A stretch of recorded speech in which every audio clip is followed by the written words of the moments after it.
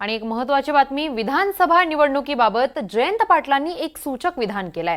येणाऱ्या निवडणुकीमध्ये धनशक्ती विरुद्ध जनशक्ती असा सामना रंगणार आहे। तसेच आमच्या पक्षात येण्यासाठी नेत्यांची लाईन लागली आहे, त्यामुळे कुणाला उमेदवारी द्यायची हा प्रश्न आमच्या पुढे आहे, असं विधान सांगलीच्या कार्यक्रमात बोलताना जयंत पाटलांनी केलंय। आमच्या भीतीने लोकांची दिवाळी चांगली करून देणारे समोरच्या बाजूला आहे।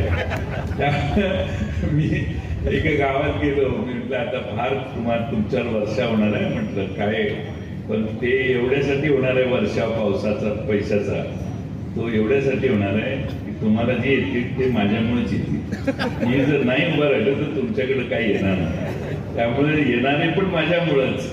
आणि सांगण्याचा मुद्दा हा की समोरच्या बाजूने धनशक्तीचा प्रचंड प्रयोग महाराष्ट्रात चालू आहे। आणि आज मित्रांनो वातावरण बदललेलं आहे।